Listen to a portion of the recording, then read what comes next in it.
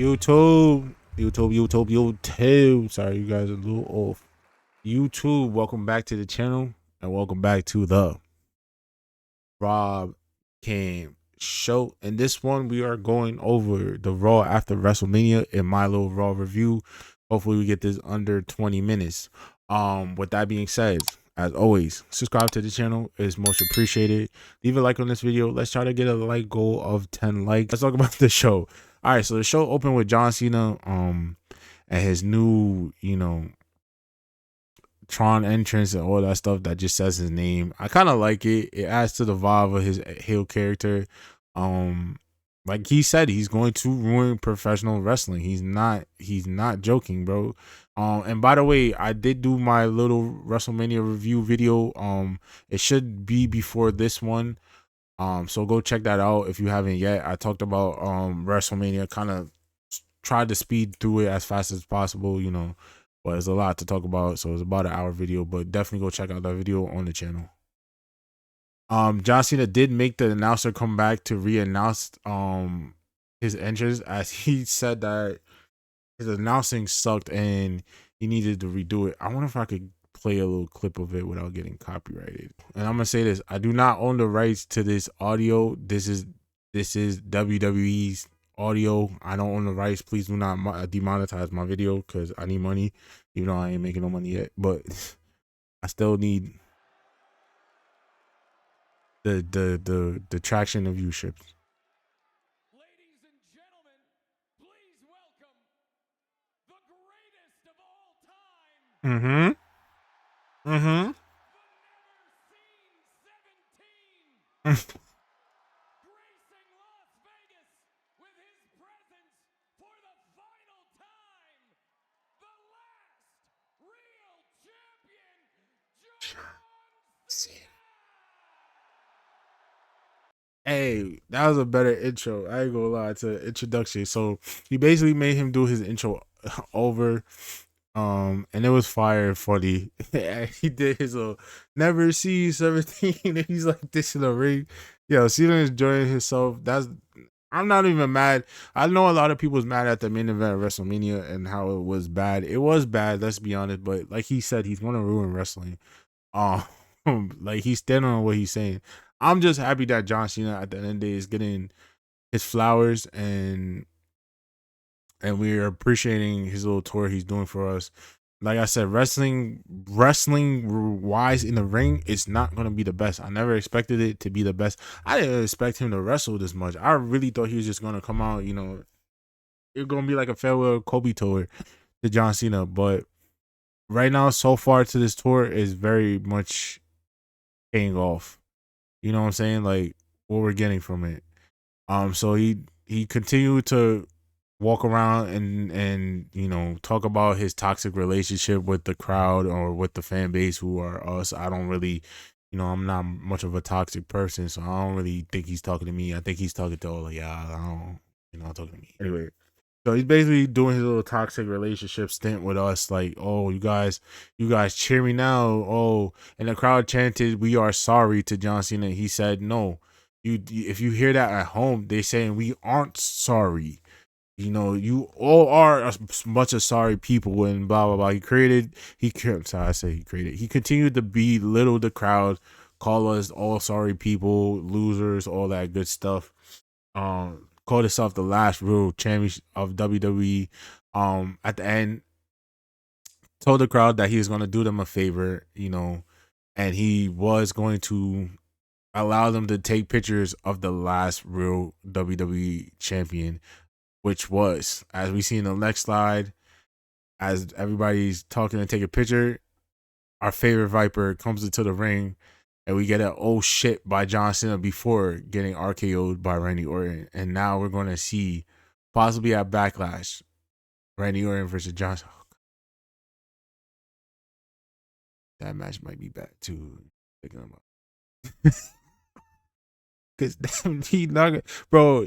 John, everybody's mad because I Cena, but it's like, y'all gotta understand, like, he's gonna ruin, like, he's gonna stand on what he says. Like, a lot of people's not trying to understand it. Like, by ruining wrestling, he's not gonna perform to his highest capabilities, and that's that's why he's gonna say that's why he's saying he's gonna ruin it, because he's not gonna like do the things that he used to do, and he can't do it. He admitted to like he lost a step. Now, can he try to like gain like do his best? Yeah, he could try to like perform, but the point of his heel gimmick is to not give us what we want. We want John Cena of Prime and him to do a blockbuster or a famouser off the top turnbuckle or the 5 moves of doom, which yeah, we get that regardless of nothing. That's all he does now. Literally, the 5 moves of doom. That's why he's adding on to this fucking how you call it? This I'm gonna ruin wrestling for y'all, because all I'm gonna do is the 5 moves of doom and cheat to win. But yeah, we got an RKO from Randy Orton, which ended the segment, and John Cena was laid out in the middle of the ring. So at some point, which I would say backlash, we are gonna get Randy Orton a face Randy Orton versus a heel John Cena, which I am excited for it to see where the story goes. I'm not excited for the match because I know John Cena is not gonna put on his best performance, because it's part of his gimmick of I'm going to ruin wrestling for y'all. But before that, we did get the amount of dates that we have left of this John Cena Farewell Tour. He talked about 27 dates. He only has 27. We only have him for 27 more dates. That means 27 days of him not. What did he say? Sorry, he said 27 dates, and those don't have to be matches. Those all could be appearances. So he doesn't. He basically said before he got RKO'd. I don't know why the slide kind of like did that, but shout out to the person, because I kind of needed this for reference. So before he got RKO'd, he mentioned that he has 27 dates, and those don't have to be matches. Those could just be appearances.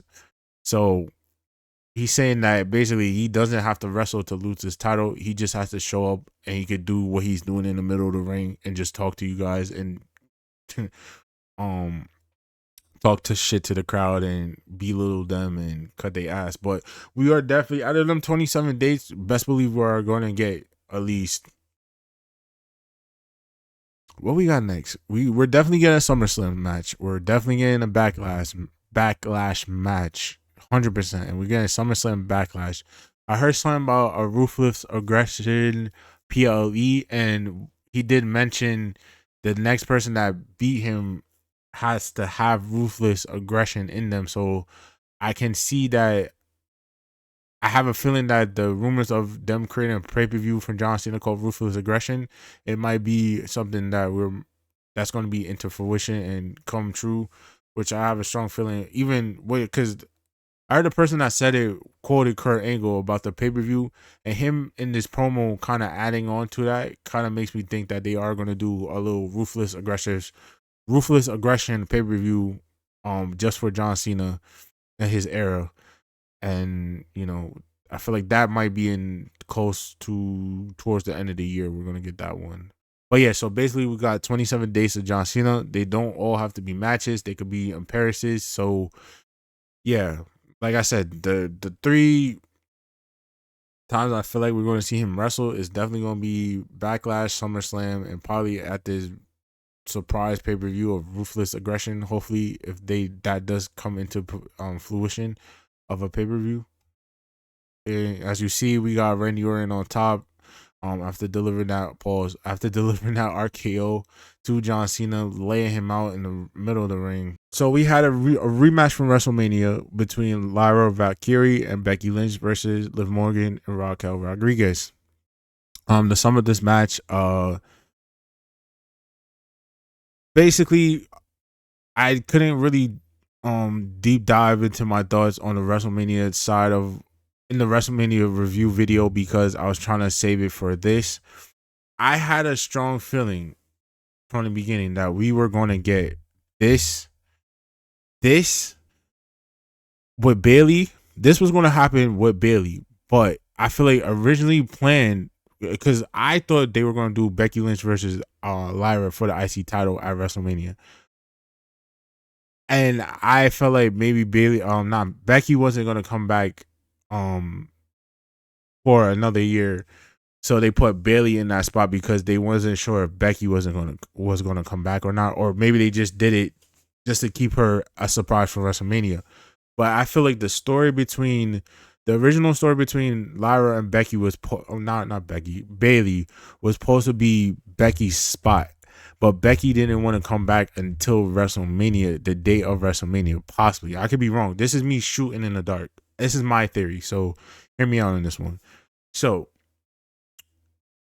instead of having Becky be the one go through what Bailey did, they just used Bailey for the meantime until WrestleMania, where she supposedly got attacked backstage and injured. Who she got attacked by kind of makes sense now. We kind of see.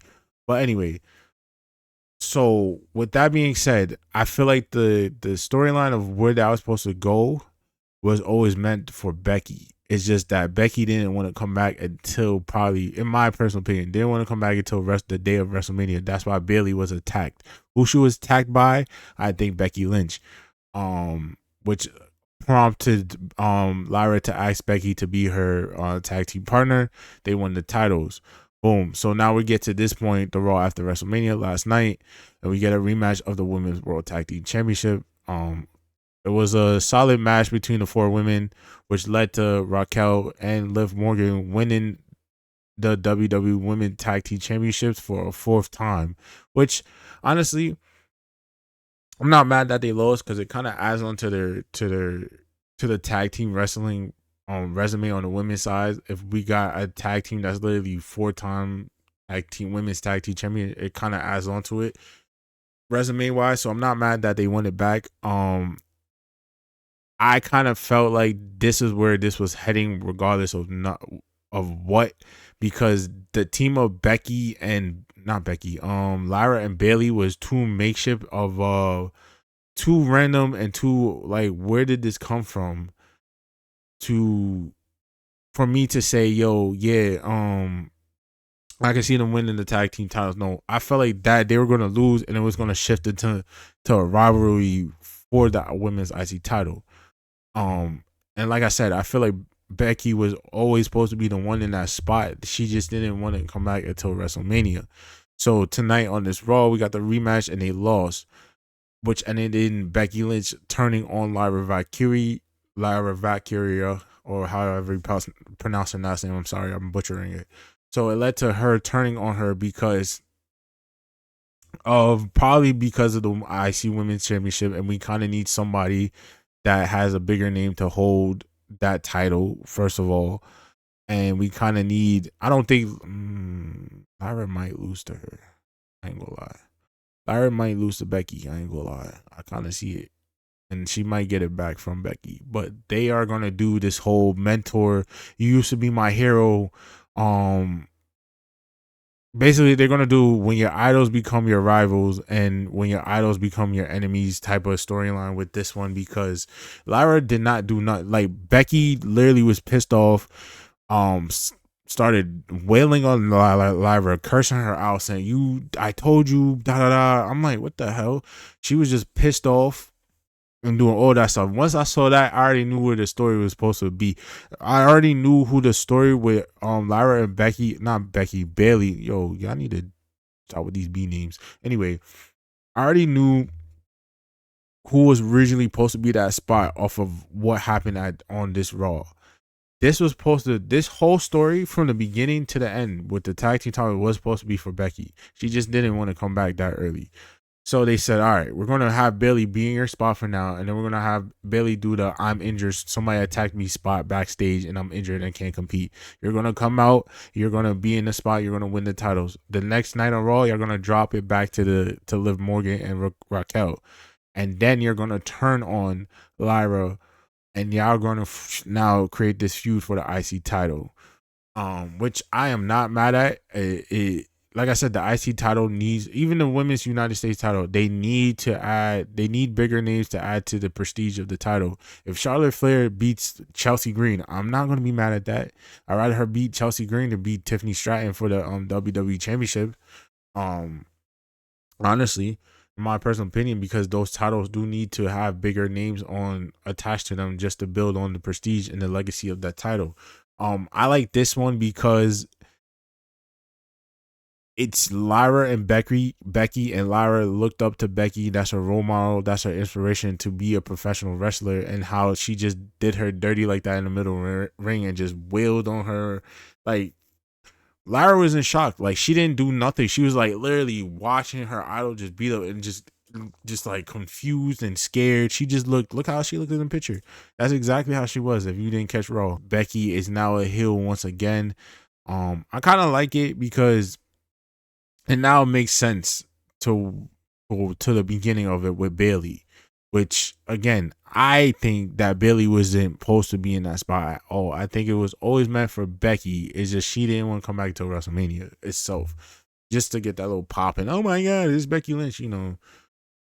Um. So yeah, it's we're gonna get Lyra versus Becky for the IC title in the future. Can't wait for it. I feel bad for Lyra because she looked very scared and disappointed. All right, right after, so followed by the tag team title, women's tag team title match. We had New Day come out to celebrate their win at WrestleMania against the War Raiders, and they talked about basically telling us, "Oh, we told you so. We're gonna win. We are the greatest tag team all the time." Doing their whole spiel about being one of the greatest tag teams, and out comes American Alpha. Don't know why. Um, when I saw that, I was like, "Where are we heading?" So basically, Maxime Dupree was on the mic like the last time you guys call yourself the greatest tag team, but last time Otis and Tozawa beat you guys, so they are old. Basically, saying that they are old or next in line for a title shot. And they won it tonight on the Raw after WrestleMania, which the New Day said yeah to, but they were in street clothes, so I don't know if the yeah was prominent or wanted. I felt like they were going to end up getting disqualified at the end of it. I just had to set myself up for what's next, so because they don't have the picture of this moment. So we get a blackout, a small little darkness of the lights go off for a little bit. We get some music, unfamiliar music, and we get the returning Rusev. Rusev comes out and bodies everybody in the ring, including both tag teams, or maybe not much so the New Day. But American Alpha did get the bad end of the stick of Rusev. Pause. Um, Rusev, in my opinion, I'm happy that he's back. I don't like his entrance music at all, or his presentation. If they had, it would have been.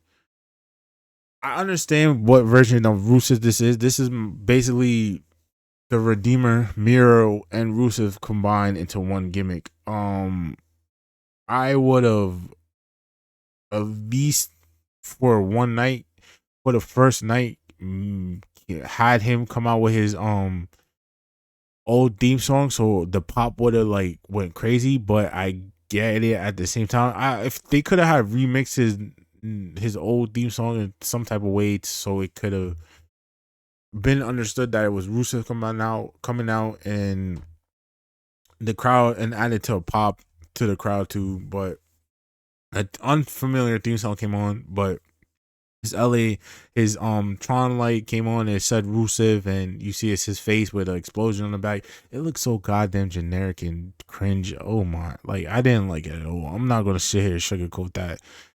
That shit did not resonate with me very well. He came out, he looked great. To me, it looked like he looked better on AEW than he does in WWE with this gimmick. I don't know why. To me, like it was just underwhelming of of a return and re-debut. Like it was very underwhelming to me. I'm not even gonna sugarcoat or try to disrespect. It was very underwhelming to me, and that is not his fault. They are missing 100% with these theme songs. Like these theme songs are not.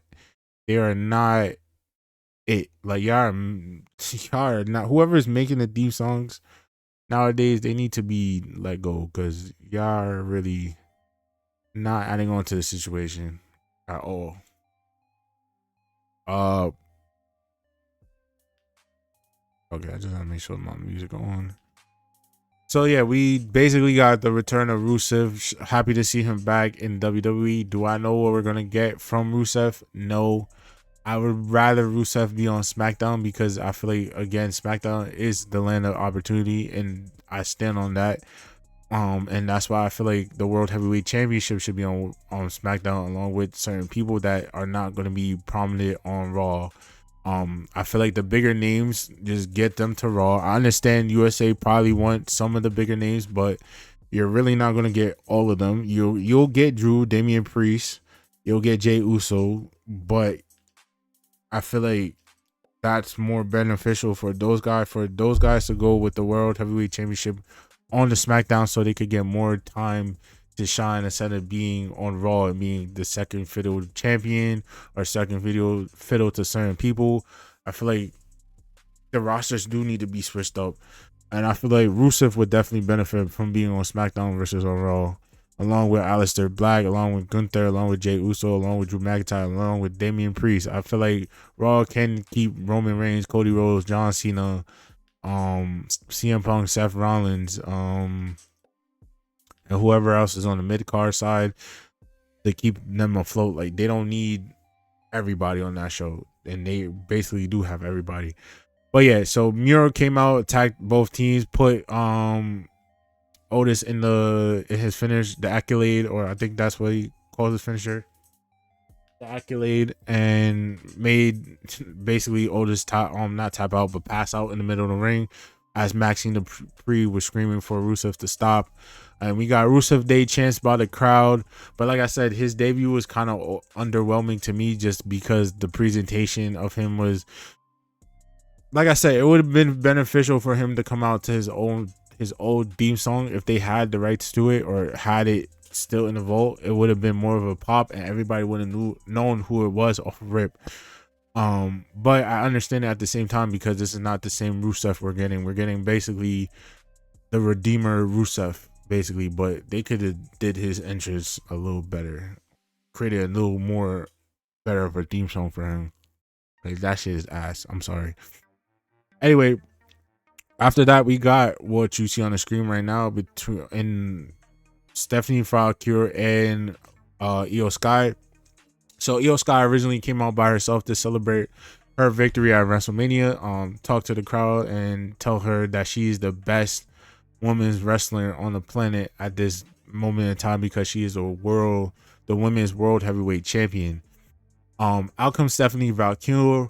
She comes out, cuts her little promo, says she wants to wrestle the best. I'm sorry, wants to wrestle the best, and she had her eyes set on wrestling Io Sky right now tonight, as she is one of the best on the roster.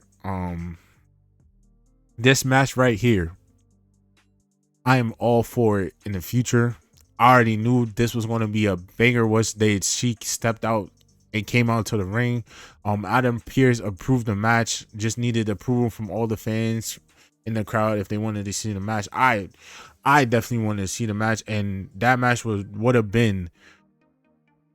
That's just a little taste of what we're getting, bro.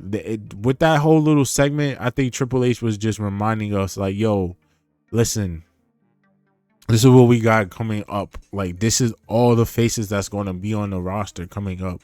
Then let's not forget, there's somebody in AEW that's going to end up coming back. She's going to come back. She's going to come back. Trust me.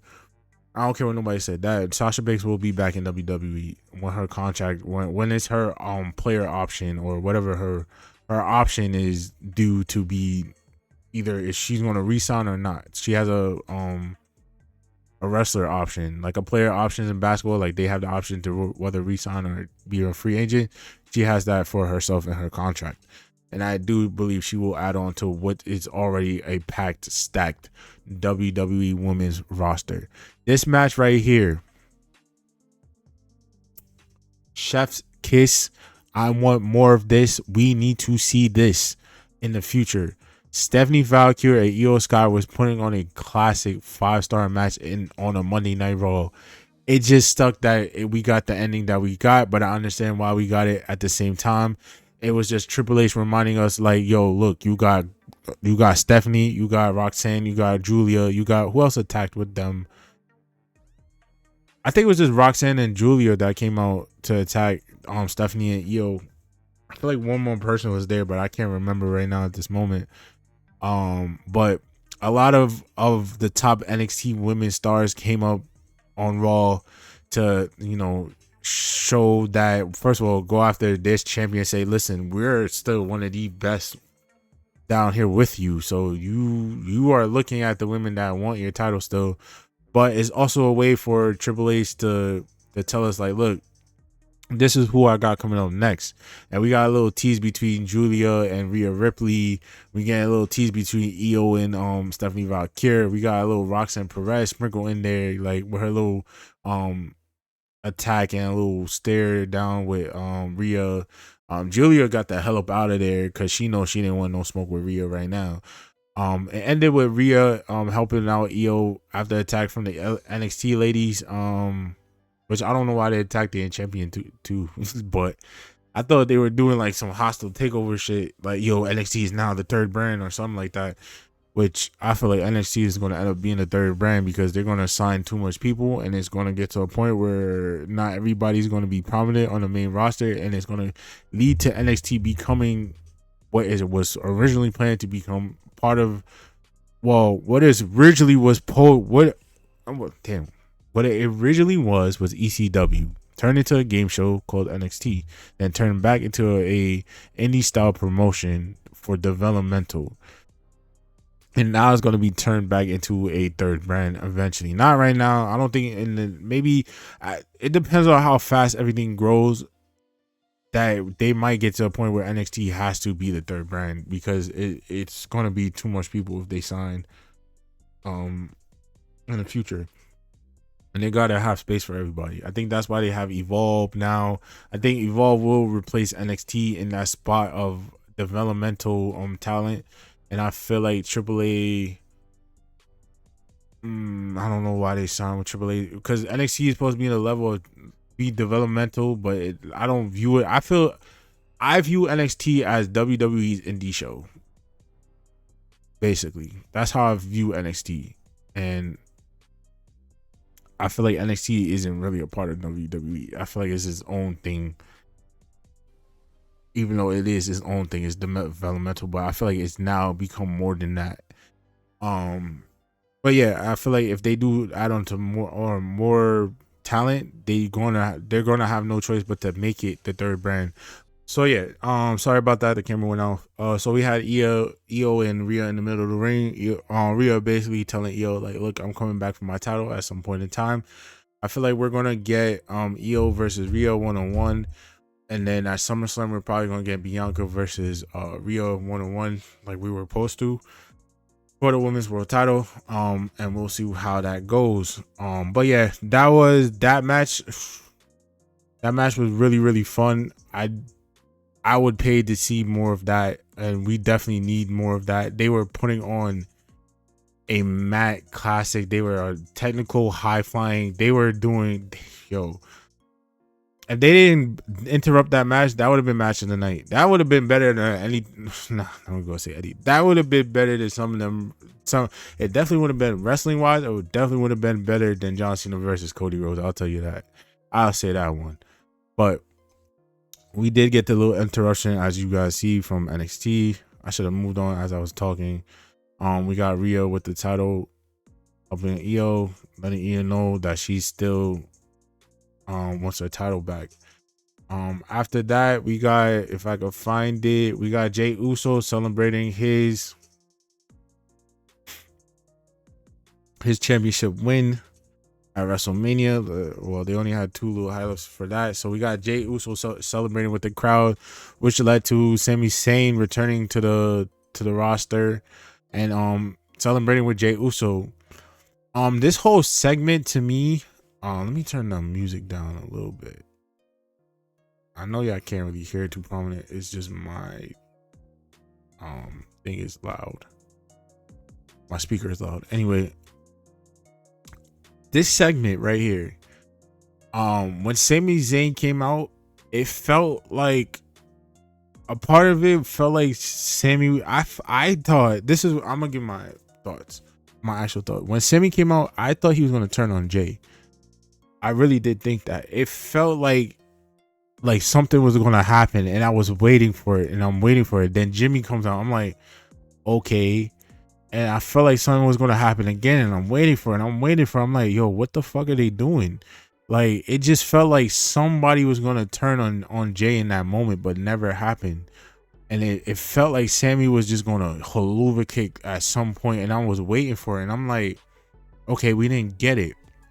But and I'm looking, the camera goes to Jay Uso sometimes, and he looks like he doesn't look happy. Like, he looks so serious, like as if he felt like somebody, like one of them was gonna attack him, because now he's the guy and they got something, like he has something that everybody wants, no matter friends or not, brother or not. You know, being the man, being one of the men, or being the champ is a burden and a responsibility in itself. And I feel like that's the story that we're gonna get for Jay Uso going forward, carrying the burden of being champion and carrying that responsibility on his back, and having to learn not to trust everyone, or trust, like he can't trust everybody in this situation of him being the top guy. Um, like I said, I thought Sami Zayn was gonna come out, turn on him. Then Jimmy came out. Then I thought they both were gonna turn on him, and then none of that happened. But for some reason, the camera, I seen it on Jay's face. Like, it felt like, to me, it felt like he was kind of like confused as why everybody was out there, or he couldn't like fully trust of why like Sami Zayn came out, and he wasn't, like, he was kind of on the fence about it. Like, you could see it in his face. Like, there was a point where he was just serious and he didn't smile as much. He was celebrating, but it didn't look like he was smiling too tough. Like I said, I thought Sammy was going to turn on him, but we didn't get that as yet. We're going to see how that segment plays out into the near future. I do think that Sami Zayn will turn on Jay Uso, or Sammy and Jimmy may turn on Jay, or one of the two may turn on Jay, and Jay being the champ will learn the lesson of you can't trust anybody as the man, and he's gonna know exactly what Roman felt as the guy over the last couple decades that Roman has been the top guy in the company. So he's gonna get a little taste of that, taste of who's really with you, who's really against you when you become champ. We talked about that already. Sorry that this slide isn't in order. It's kind of pissing me off too, but we gotta do what we gotta do. All right, after that, and I knew I was right. After that, sorry, don't bloody look. Boom, clot. After that, we got come back from commercial break. We got Gunther going at it with Michael Cole. Talking about what Michael Cole said about him on commentary. Getting in Michael Cole's face, which led to Gunther almost putting Michael Cole in the sleeper, which led to Pat McAfee protecting Michael Cole and suffering the sleeper from Gunther instead of Michael Cole. The way that segment also felt, this is why Raw was lit. It felt as if it was real. Obviously it was a work. This is part of the storyline, but it felt real, especially coming from Michael Cole, because after Pat was choked out viciously by, oh yeah, I can see that originally it was Michael Cole, Pat McAfee. Well, let's go this way. So they were, like I said, they were going back and forth. Gunther was upset by the comments that Cole made. That's why I said WWE. I don't know if I said it in this video or in my WrestleMania review video. WWE is now starting to do this thing where they are trying to do more things, where they're trying to blur the lines, where you can't tell what is real and what is not. Like the Karrion Kross situation. This in the Karrion Kross situation, it kind of felt real, but at the same time, I felt like they were work. But like I said, WWE now is doing a great job at being able to blur the lines for people, so we know now. Not blur the lines between the work and shoot. Like, I don't know, this felt so real, especially when Cole was on the mic. Like, we shouldn't have to, as a commentator, we shouldn't have to worry about being attacked for giving opinions and vocalizing our opinions on the wrestler and performers. He said he know he went a little too far with Gunther, but if he can't do his job and be an analyst and do his job and give his opinion, then there's no point of him being there, basically. So like I said, we got to a point where it got nasty. Gunther tried to put Michael Cole in the sleeper hole. That's why I was like, is this shit real? And then McAfee punched Gunther, which allowed him to release the whole Michael Cole, and then he suffered the fate of Gunther and being put in the sleeper. Shout out to Pat McAfee for taking that sleeper, because that sleeper was put on him for a long ass time. I don't know if that's a way to write off Pat off the show, because I feel like that's really what this was in terms of like writing him off the show, because he probably has other obligation that he's have to go attend to now with college football. Because is it about college football season, or am I wrong? No, right? I don't know. College football season probably, I don't know. I don't watch that shit, so I wouldn't know. He does have obligations as college football and stuff like that, so I feel like this is just was a way for him to be written off TV, basically, in my personal opinion. And then we got Joe, my guy Joe, man, with Michael Cole. You know, Joe gonna be. They say Corey Graves is gonna replace Michael Cole, but Joe Torres might be the one to replace Michael Cole, because him. That's my guy. I ain't gonna lie. His commentary reminds me of the dude from NXT that they had, the Marcelo. I forgot his name. The Mamma Mia dude that used to be on. Forgive me, I forgot his name. Like, he reminds me of him a little bit, and how he used to like present himself.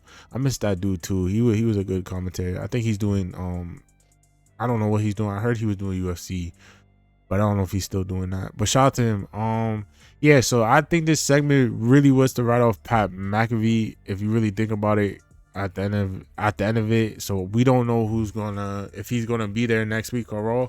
We'll find out. If Pat McAfee isn't on Raw next week, then that means that segment was to write him off TV, so he could go do whatever obligation he has for the rest of the year in college football, because that's usually the time. This is around the time after WrestleMania is around the time they kind of Pat McAfee goes away until probably about the end of the summer or close to the end of the year. He comes back, and then we do this all over again. So I think this was just so to write him off TV. Following that, we had, hopefully they have a side of it. I'm just going through the little notes here. We had Dominic Mysterio versus Penta for the women's IC, for the IC title. I don't think they have a slide of it. They probably have one slide that I saw of all three, maybe not. All right, here we go. Well, let's just use this. So we had Penta versus Dominic Mysterio for the Intercontinental Championship. Great match from both the two, which led to Dominic retaining, which also led to JD McDonough returning and helping Dominic retain his title against Penta by interfering into the match. Judgment Day is now back in full effect with numbers. I don't know why Finn is jealous of Dom. I get it because he has a title and Finn doesn't, but it's not like Finn to me is more so a main eventer. Yes, he could have the IC title right now, cool, but I feel like Finn definitely could benefit from being world champion.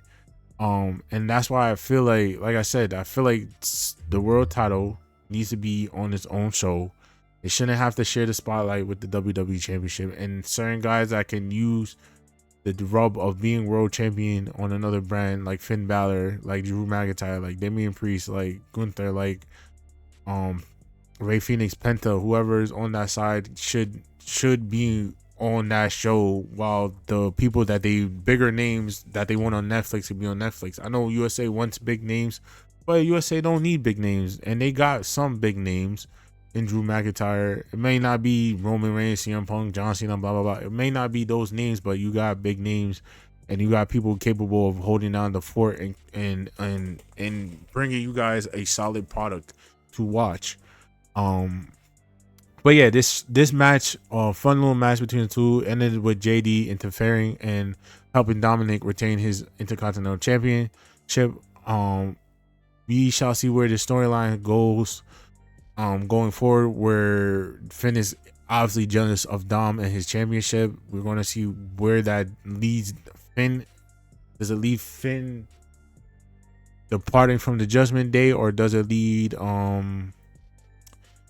Finn getting kicked out of the Judgment Day? Like, where does this lead? I feel as if Dominic is going to be the one to lead the Judgment Day in the future going forward.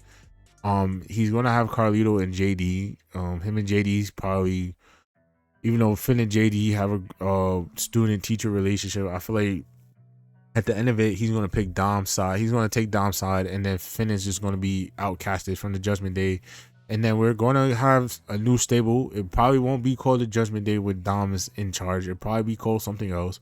Maybe it will be called still Judgment Day. Maybe it should be Judgment Club or whatever, something of that sort. But we're gonna get to a point where it does lead to Finn Balor being, even though one of the OG members of Judgment Day, being kicked out of Judgment Day until the until being kicked out and being pushed to the side, and he's the last. Even though Dom is, yes, one of the OGs, but he's gonna be the last of like the bigger, the older OGs, like the older, like Rhea, Damien. He's gonna be the last of the original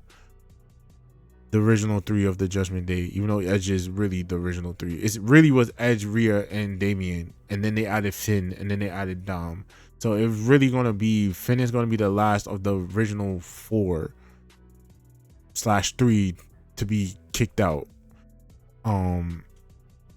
Which is gonna lead to Dom having full control of the Judgment Day, or whatever they call it going forward. Like I said, good that JD is back. Glad to see him back on TV. He was missed in his role on the Judgment Day as they were trying to look for another guy. They got their guy back, and they could go off the tag team goal if they want to, if they want now with JD and Finn. Or like I said, I think Finn Balor time in the Judgment Day has come to an end, and we kind of do need to move him on to something different. And I'm kind of tired of seeing him come out in fucking sneakers, sweatpants, and something weird. He needs to go back to wearing whatever tights or whatever, no more shit. But what he wears, his gear now, just kind of irritates me. It irritates me, like it really does.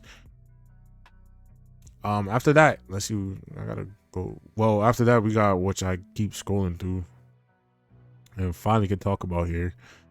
We got. Well, is that how it started? Let's see if we just go through this real quick. See how it started. All right, so we got ending segment with Paul Heyman and Seth Rollins, which led to CM Punk coming out, attacking Seth Rollins, getting beat up by Seth Rollins with the assistance of Paul. Well, actually, Paul Heyman didn't do anything yet. CM Punk tried to go after Paul Heyman, which led to Seth Rollins attacking him before he could get to Paul Heyman and get his revenge on his ex-best friend.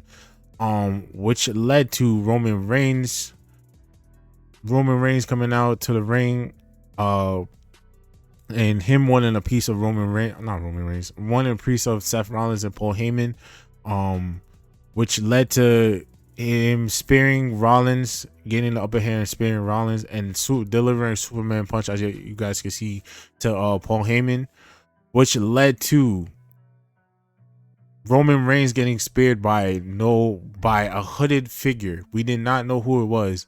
Then once he took the hood off, it was Braun Breaker. The crowd went berserk. I was like, yo, what? No way. They're gonna finally put him as a Paul Heyman guy. So we got a new faction forming before our eyes. I'm hearing rumors that Becky Lynch now, and I felt like another reason why, to backtrack to the Becky and Lyra thing, I felt like the reason why I knew Becky was kind of going heel, because after what Seth did on night one and his heel turn, we kind of, couples kind of stay on the same level. So they probably was already had in mind for Seth to turn, for both of them to turn heel. So now what I'm hearing from that is that she might join him in Paul Heyman in his stable, which I'm not against. I want to see where that goes if she does get added to the mix. But anyway, Braun Breaker came out, speared Roman Reigns, and then they started battling on the outside, or either that or Roman rolled out to the outside of the ring after getting speared inside the ring by Braun, which led to Braun doing his what does he call that? Leave in the comment section what does Braun Breaker call that? Does he call that like the, I don't know, but his running full force spear into the barricade that we see on the screen, taking out Roman Reigns through the barricade through one of the most devastating spears, which solidifies this, and I love this right here, boys. Yo, we're about to see something special with this one. So we got Braun Breaker in the middle ring taking out Roman and CM Punk along with Seth Rollins, and Paul Heyman watching his new Paul Heyman guys and his future Paul Heyman guy. I don't know if who's the Paul Heyman guy. I don't know if Seth is really the Paul Heyman guy or is really Braun and Seth is just there to be the mentor. But we will see where the dynamic of this new faction goes, which I'm starting to love already. Braun Breaker is the future of the company. Seth Rollins is trying to protect the future of the company, so it makes sense that he is with Braun Breaker in that aspect. And Paul Heyman is always going to be what Paul Heyman does. He sees the talent. He knows who's the future. He knows who to invest in the moment, and then he always keeps an eye on for who he wants to be around next. And you know, they teased that from not last year, probably from 2023 with him and him being with Breaker on NXT. They kind of teased that a little bit, so we are finally getting a payoff from that tease from 2023, and now we're getting this new faction in Seth Rollins, Braun Breaker, and Paul Heyman, and potentially Becky Lynch if they do decide to do it that way. Is Becky Lynch needed? No. Would she be nice to see as an add-on? Sure, but is she needed? Not really. They literally could be the three of them if you ask me, but I don't see it going that way. As we scroll through the highlights, and yeah, so Raw ended with a new faction, a new story to tell. Between now we getting Braun Breaker after losing the IC title inserted into the main event side of things as he aligns himself with Seth Rollins and Paul Heyman, and I can't wait to see what we get out of this. It was very, very, very exciting. That honestly, the Raw after WrestleMania last year was ass. I'm gonna keep it a buck with you. It was bad. It was like last year wasn't exciting.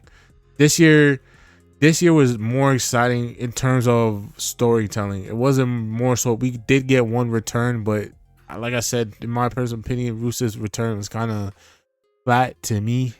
I didn't really like it. I don't like his theme song. I don't like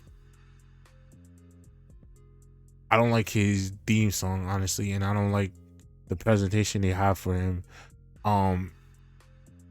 It's weird because the crowd was chanting Rusev Day, and it's not Rusev, it's Rusev, but it's really Miro, just with the Rusev name on it. So it's like you're not gonna get Rusev Day.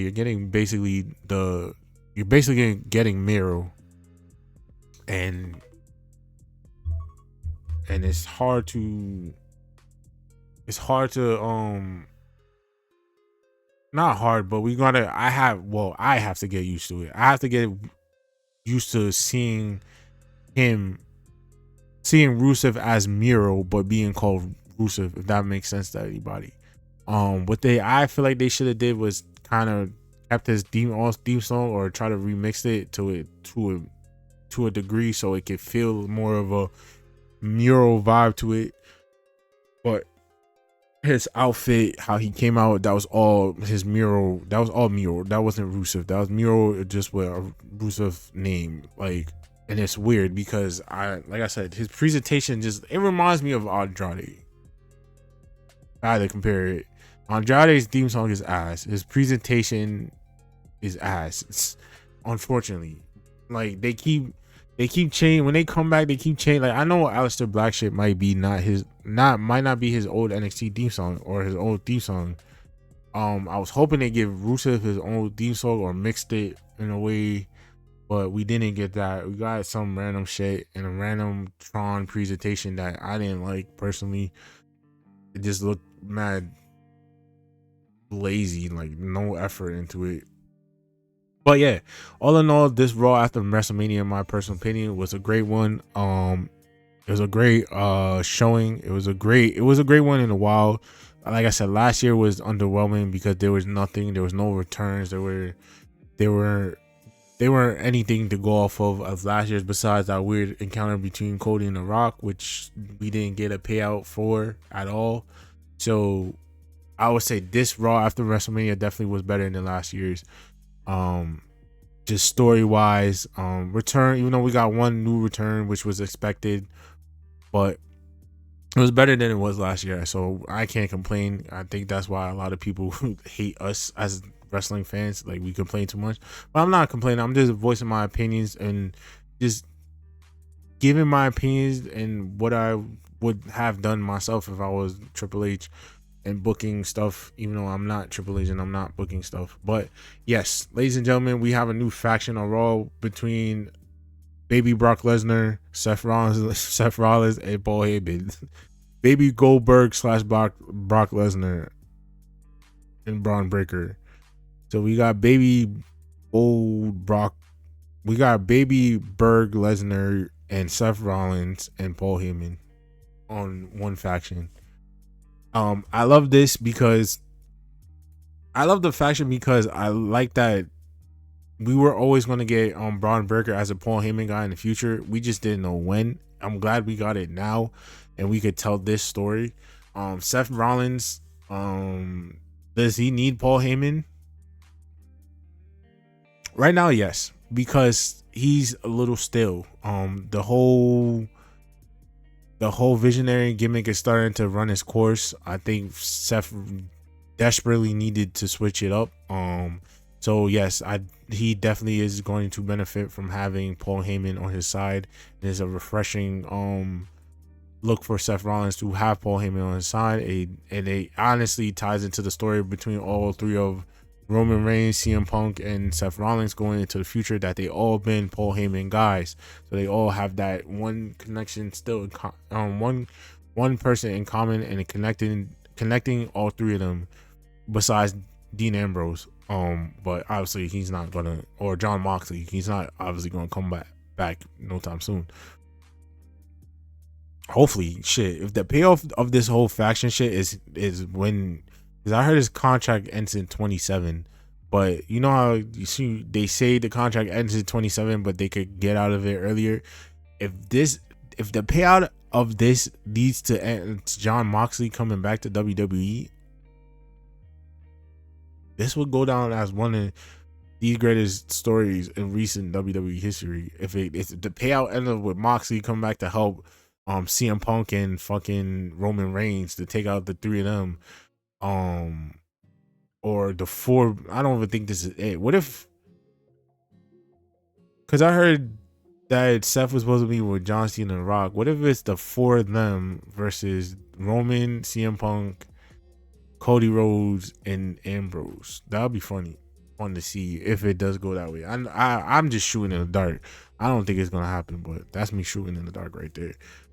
But yeah, all in all, Raw after WrestleMania was great. It was better than last year in my personal opinion, and they delivered on, especially in the ending. And there was a lot of surprises. Even that heel turn from Becky wasn't surprising to me when it happened. Kind of felt it coming, because what were they gonna do as women tag team champions? Nothing. That whole story with Bayley was actually for Becky, but Becky didn't want to come back until WrestleMania. So they just put Bayley in that spot to hold down the spot until the night of WrestleMania. And then they put Becky in the position, because honestly, we saw where that was going with Becky and Lyra. If they lost, it was either going to be Bayley turning on Lyra, and that's the only way it was going to go. But what sense would it? There was no reason for Bayley to turn back to heel right now. There's no reason for her to be heel right now. So I feel like that's why they really had her in that spot until Becky was like, either Becky wasn't sure she was going to come back this year, or she wanted to come back at WrestleMania. But either way, the whole story was meant for her. Like if you really think about the story of between that whole shit with Bailey and Lyra, that was really meant for Becky. It's just they weren't sure that if she was gonna come back, or either that or she wanted to come back at WrestleMania. So they just had Bailey fill in the blanks for her, and then she took over at the end of it, and then turned on Lyra. So it would have made more sense if Becky was the one to fill in the Bailey spots over those past couple of weeks. Then the heel turn would have made more sense. But the heel turn by Becky is just the problem with it is like she was gone and there's no story driven behind or reasoning behind the heel turn besides the championship. Like I said, the story that was supposed to be told on Bailey's side was always meant for Becky. They just didn't know if she was gonna come back, or she said she was gonna come back but only at WrestleMania. So if you really think about it, like I said, the story was always meant for Becky to be in. She just didn't either. She didn't want to play out the whole story, or didn't want to return before WrestleMania. She didn't want to return before WrestleMania. So she didn't want to return before WrestleMania, so she returned during WrestleMania, or she was going to return after WrestleMania, but during WrestleMania, just to set up that little tag team title match, and have their WrestleMania moment, and then turn. Because either way, if you left Bailey in that situation, the same shit was going to happen. But the problem with Bailey being in that situation, she kind of just turned face. Even though Bailey right now can definitely benefit from being a heel, it's just I feel like she was just turned face in my opinion. Even though that was last year. So she just turned face last year. So to turn her back heel already in a year is, I'm not saying it's not possible. It's just too soon. So that's why I think that's what my opinion is. I feel like from the start it was always supposed to be Becky in that position. Is that she didn't want to come back until WrestleMania, so they said, all right, Bailey, we're not happy filling her spot with Lyra, and then at WrestleMania you're gonna be attacked and unable to go, so we're gonna have Becky take your spot, so she doesn't have to return before WrestleMania. But yeah, thank you guys so much for watching my little Raw after WrestleMania review. I appreciate that. Remember to subscribe to the channel, leave a like on the video. Let's try to go for at least 10 likes. Appreciate y'all always for watching. Remember to always keep doing your thing, baby, and make it make sense. I'll see you on the next one. Safety.